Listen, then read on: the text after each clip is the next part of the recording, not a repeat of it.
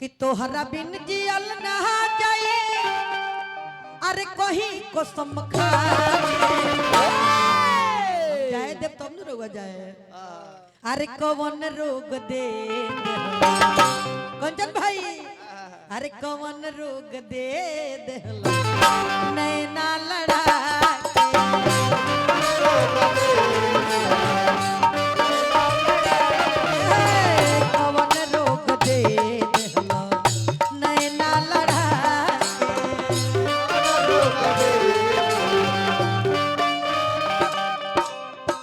तोहरा बिन जियल ना जाए कहीं कसम खा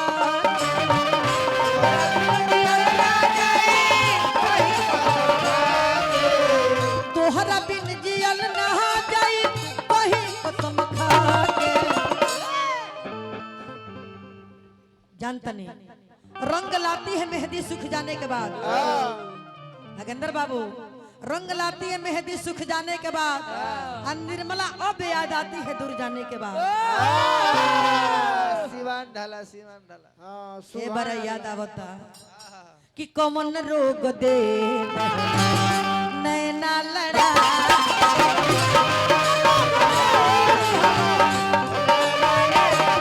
कौन रोग दे नैना लड़ा के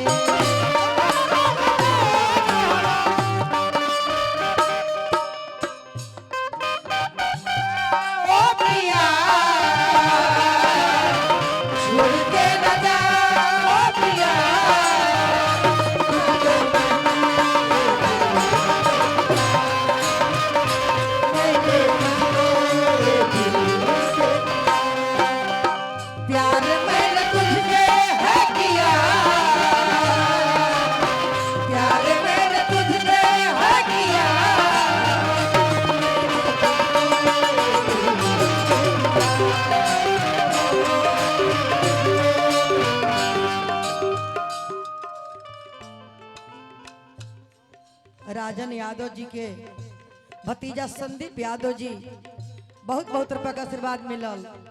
हाँ मान जाओ ने प्रचार हो गए ने ठीक है बा वो तो हम जानते बानी यही लोग के जमाना बा आई तो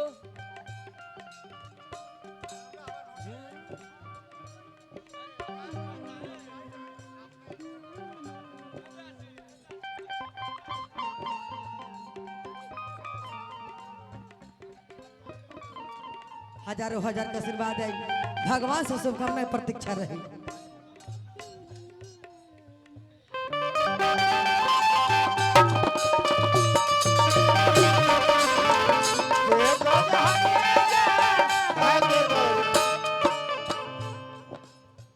दिल में बसल बाबू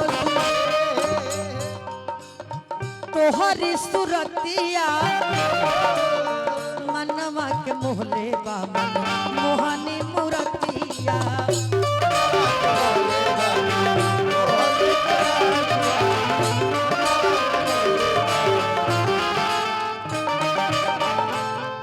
इहो के बारिये मन घर हो पहला दवा जी जी जी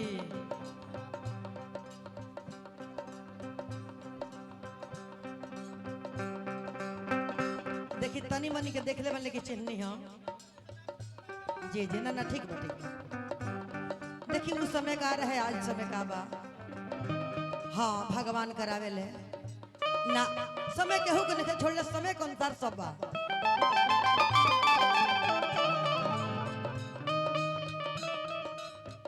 दिल में बसल बा तोहरी सुरतिया मनवा के मोहले बाबा मोहनी मूर्तिया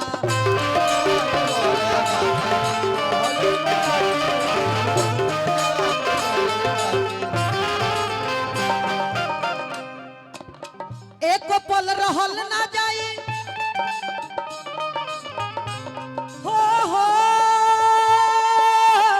राजा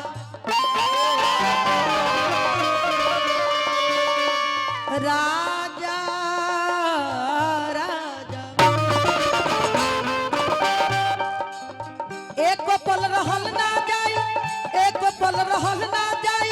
तहरा के भुला अब औरत कहे कि हम तहरा बिना रह ना पाए एको पल तहरा ना जिए तो मर्द के समझे के चाहिए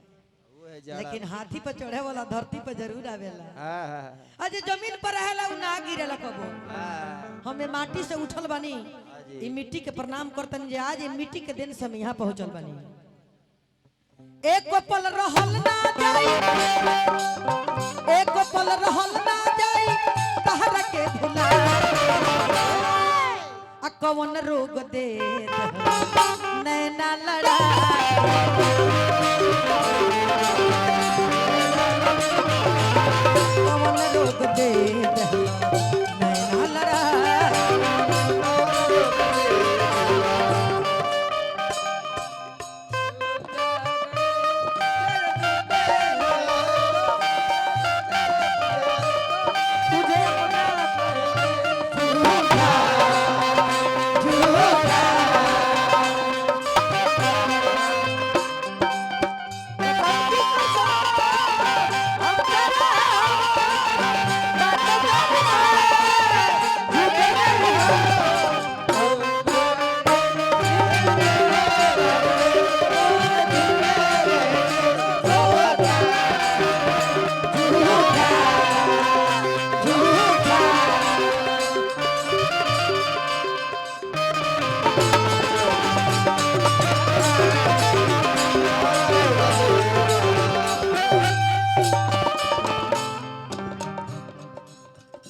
और अपना प्यार के इजहार कैसे करती है औरत कैसे करती है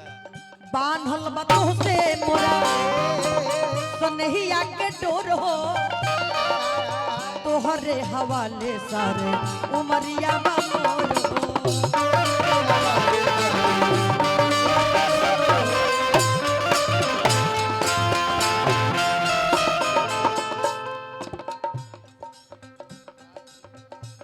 बांधल बतो से मोरा सनहिया के डोर हो तोहरे हवाले सारी उमरिया बमोर हो लेकिन पागल मर्द वैसन होई तब न समझी बांधल बतो से मोरा सनहिया के डोर हो तोहरे हवाले सारी उमरिया बमोर हो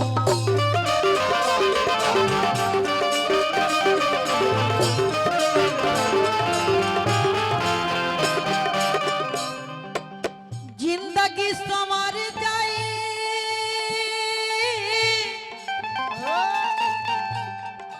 हाँ राजा राजा राजा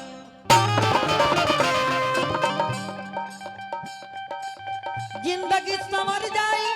उन्हें नहीं के साइड में जिंदगी संवर जाए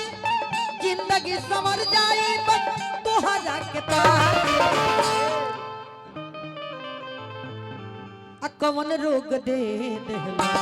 नैना लड़ा